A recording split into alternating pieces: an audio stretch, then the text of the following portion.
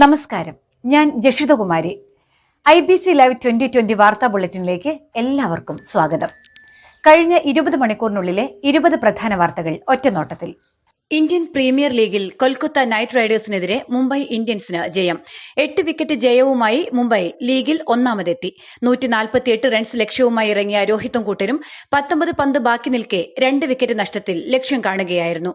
മത്സരത്തിന്റെ കൂടുതൽ വിവരങ്ങളുമായി പ്രശസ്ത സ്പോർട്സ് ജേർണലിസ്റ്റ് കമാൽ വരദൂർ. ഇന്നലെ പുതിയ നായകനെയുമായിട്ടാണ് കൊൽക്കത്ത രംഗത്തിറങ്ങിയതെങ്കിൽ പോലും കളി പറ്റ അബദ്ധമായിരുന്നു. മുംബൈ വളരെ കൂളായിട്ട് 8 വിക്കറ്റിന് ജയിച്ചിട്ടുണ്ടെങ്കിൽ അത് ടീം സ്പിരിറ്റാണ്. ഒറ്റ ഉദാഹരണം മാത്രം പറയാം. സൂര്യകുമാർ യാദവ് ത്രിപാഠിയെ പുറത്താക്കാനെടുത്തൊരു ക്യാച്ച് ഉണ്ടായിരുന്നു. മത്സരത്തിന്റെ തുടക്കത്തിൽ വന്ന ആ ക്യാച്ച് വളരെ ഗംഭീരം, അതായത് ഒരു ടീമിന്റെ മൊറയിൽ ഉയർത്താൻ ഇത്തരം ഒരു നിമിഷം മതി. ആ ഒരു നിമിഷത്തോടുകൂടി പിന്നീട് നമ്മൾ കാണുന്ന കാഴ്ച കൊൽക്കത്തയുടെ എല്ലാവരും വളരെ പെട്ടെന്ന് അവസാനം കമിൻസും നായകൻ മോർഗനും ചേർന്നുള്ള ആ സഖ്യം മാത്രമാണ് കുറച്ചെങ്കിലും പിടിച്ചു നിന്നത്. എന്തായാലും അവരുടെ പരാജയം പൂർണ്ണമായിരുന്നു. മുംബൈക്ക് ഫുൾ മാർക്ക് നൽകണം. നല്ല ബൌളിംഗ് ആയിരുന്നു, നല്ല ബാറ്റിംഗ് ആയിരുന്നു. പ്രത്യേകിച്ച് ഡീകോക്ക് വളരെ തകർത്ത് കളിച്ച ഒരാളാണ്.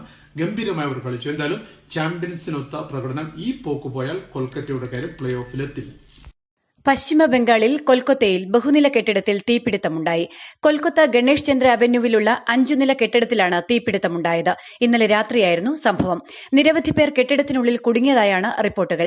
നഗരത്തിന്റെ വടക്കൻ ഭാഗത്ത് സ്ഥിതി ചെയ്യുന്ന കെട്ടിടത്തിന്റെ 1ാം നിലയിലാണ് തീപിടുത്തമുണ്ടായത്.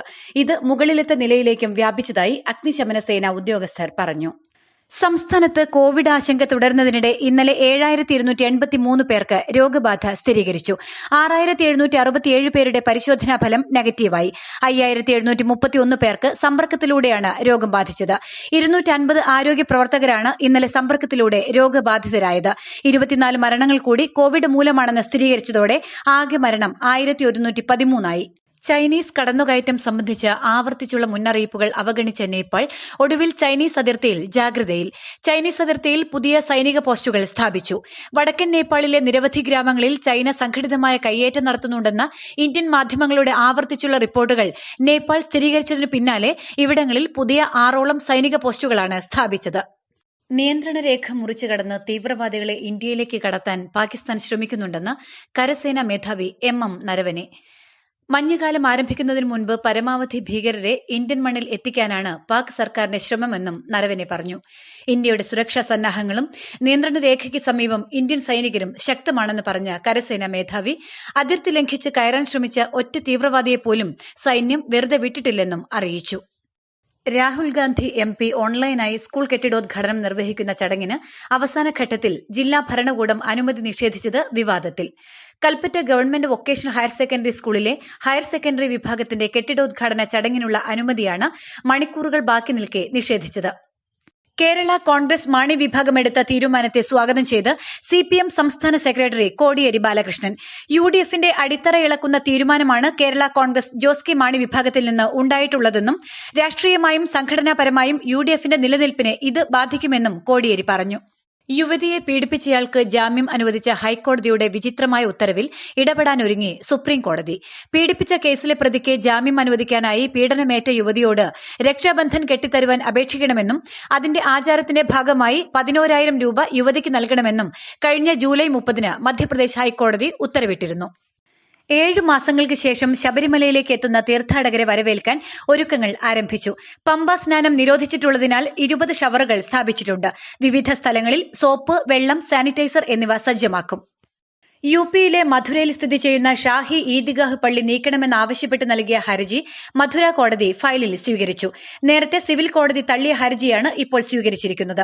കൃഷ്ണ ജന്മഭൂമിയിലാണ് മധുരയിലെ ഷാഹി ഈദ്ഗാഹ് പള്ളി സ്ഥിതി ചെയ്യുന്നതെന്നും ഇത് നീക്കണമെന്നും ആവശ്യപ്പെട്ടാണ് ഹർജി നൽകിയിരിക്കുന്നത്. ലാവ്ലിൻ കേസ് സുപ്രീംകോടതി നവംബർ 5-ന് പരിഗണിക്കും. തെളിവുകളും രേഖകളും ഹാജരാക്കാൻ കേസ് പരിഗണിക്കുന്നത് 2 ആഴ്ച മാറ്റിവെക്കണമെന്ന് CBI അപേക്ഷ നൽകിയിരുന്നു. സംസ്ഥാനത്ത് സ്വർണ്ണവിലയിൽ വീണ്ടും വൻ ഇടിവ്.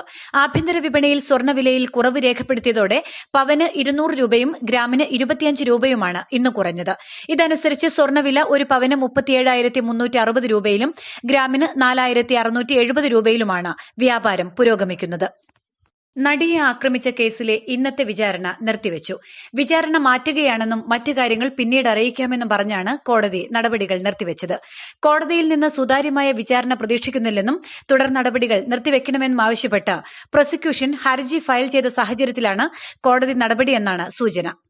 മഹാകവി വള്ളത്തോൾ നാരായണ മേനോന് സ്മാരകം നിർമ്മിക്കുന്നതിനായി സ്ഥലം വിട്ടു നൽകിയ മുട്ടന്നൂരിലെ പൊതുപ്രവർത്തകൻ സലാം പൂത്തേരിന് കേരള പ്രദേശ് ഗാന്ധി ദർശൻ വേദിയുടെ ആദരം. മംഗലം പഞ്ചായത്ത് നിർമ്മിക്കുന്ന സ്മാരകത്തിന് സൌജന്യമായാണ് സലാം സ്ഥലം നൽകിയത്. മഹാകവിയുടെ 142ാം ജന്മദിന വേളയിൽ ഗാന്ധി ദർശൻ വേദി തവനൂർ നിയോജക മണ്ഡലം കമ്മിറ്റിയാണ് ആദരം നൽകിയത്. ജില്ലാ ചെയർമാൻ എ ഗോപാലകൃഷ്ണൻ, ജില്ലാ general secretary S Sudheer, Mangalam block president C M Purushothaman, T P Mohanan, Salam Thanikkad, C P Mujeeb, Musthafa Kadancheri എന്നിവർ ചടങ്ങിൽ സംബന്ധിച്ചു. പെൺകുട്ടികളുടെ വിവാഹപ്രായം ഉയർത്തുന്നത് സംബന്ധിച്ച സർക്കാർ തീരുമാനം ഉടനുണ്ടാവുമെന്ന് പ്രധാനമന്ത്രി നരേന്ദ്രമോദി. ഇത് സംബന്ധിച്ച കമ്മിറ്റി റിപ്പോർട്ട് നൽകിയാലുടൻ വിവാഹത്തിനുള്ള ശരിയായ പ്രായം സർക്കാർ തീരുമാനിക്കുമെന്നും പ്രധാനമന്ത്രി പറഞ്ഞു. ചെറുപ്പക്കാരും ആരോഗ്യമുള്ളവരുമായ ആളുകൾ കോവിഡ് വാക്സിനായി കാത്തിരിക്കാൻ തയ്യാറാകണമെന്ന് ലോകാരോഗ്യ സംഘടന ആവശ്യപ്പെട്ടു.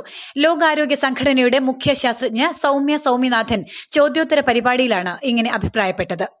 മുന്നണി പ്രവേശനം സംബന്ധിച്ച് ഒരാഴ്ചയ്ക്കുള്ളിൽ തീരുമാനമെടുക്കുമെന്ന് പി സി ജോർജ് എംഎൽഎ. പല മുന്നണികളുമായും ചർച്ചകളുണ്ട്. യുഡിഎഫിനാണ് കൂടുതൽ മുൻഗണന നൽകുന്നത്. മുന്നണി പ്രവേശനമോ സഹകരണമോ എന്നത് ചർച്ച ചെയ്ത് തീരുമാനിക്കും. 100% വിജയസാധ്യതയുള്ള സീറ്റുകൾ ഏത് സാഹചര്യത്തിലും വിട്ടുനൽകില്ലെന്നും പി സി ജോർജ് വ്യക്തമാക്കി. ദീർഘകാലമായി ചൈനയുടെ അടിച്ചമർത്തലുകൾക്ക് വിധേയരാവുന്ന ടിബറ്റൻ ജനതയ്ക്ക് ഇനി അമേരിക്കയുടെ പരിരക്ഷ. ഇതിന്റെ ഭാഗമായി ടിബറ്റൻ മേഖലയുടെ മേൽനോട്ടത്തിനായി അമേരിക്ക നിയമിച്ച റോബർട്ട് ഡെസ്ട്രോ ടിബറ്റിലെ പുറത്താക്കപ്പെട്ട ഭരണകൂടത്തിന്റെ അധ്യക്ഷനായ ലോബ്സാങ് സാൻഗെയുമായി കൂടിക്കാഴ്ച നടത്തി. 6 പതിറ്റാണ്ടിന് ശേഷമാണ് ഒരു അമേരിക്കൻ ഉദ്യോഗസ്ഥൻ അധിനിവേശത്തിന് വിധേയരായ ടിബറ്റൻ നേതാക്കളുമായി കൂടിക്കാഴ്ച നടത്തുന്നത്. സംസ്ഥാനത്ത് കോവിഡ് പരിശോധനകളുടെ എണ്ണം വർദ്ധിപ്പിക്കാൻ ആവശ്യപ്പെട്ട് ആരോഗ്യ പ്രവർത്തകർ. നിലവിൽ പരിശോധനകളുടെ എണ്ണം കുറയുന്നതിനാൽ വരും ദിവസങ്ങളിൽ രോഗബാധിതരുടെ എണ്ണം കുത്തനെ വർദ്ധിക്കാൻ സാധ്യതയുണ്ടെന്ന് ആരോഗ്യ പ്രവർത്തകർ ആശങ്ക പ്രകടിപ്പിച്ചു. ദിനംപ്രതി 1 ലക്ഷം വരെയെങ്കിലും പരിശോധനകൾ നടത്തണമെന്നാണ് ആവശ്യം. അതിർത്തിയിൽ ഇരു രാജ്യങ്ങളുടെയും സൈനികർ തമ്മിൽ സംഘർഷം തുടരുന്നതിനിടെ ചൈനീസ് കമ്പനികൾക്ക് വൻ തിരിച്ചടി നൽകി വീണ്ടും ഇന്ത്യ. ചൈനീസ് ഉൽപ്പന്നങ്ങളെ നിയന്ത്രിക്കാനായി ഇന്ത്യ നിരവധി പദ്ധതികളാണ് ആസൂത്രണം ചെയ്യുന്നത്. ഏറ്റവും പുതിയ റിപ്പോർട്ടുകൾ പ്രകാരം ചൈനീസ് കമ്പനികളുടെ എയർ കണ്ടീഷണറുകളുടെ ഇറക്കുമതി ഇന്ത്യ പൂർണ്ണമായി നിരോധിച്ചു എന്നാണ്. ഇതോടെ ചൈനീസ് കമ്പനികൾ വൻ പ്രതിസന്ധിയാണ് നേരിടാൻ പോകുന്നത്. IBC ലൈവ് 2020 വാർത്താ ബുള്ളറ്റിൻ ഇവിടെ സമാപിക്കുന്നു. കൂടുതൽ വാർത്തകൾക്കും വിശേഷങ്ങൾക്കുമായി ഞങ്ങളുടെ വെബ്സൈറ്റ്, ഫേസ്ബുക്ക് പേജ്, യൂട്യൂബ് എന്നിവ സന്ദർശിക്കുക. ഇനി ഞങ്ങളുടെ ഔട്ടർ സെഗ്മെന്റ് കാണാം.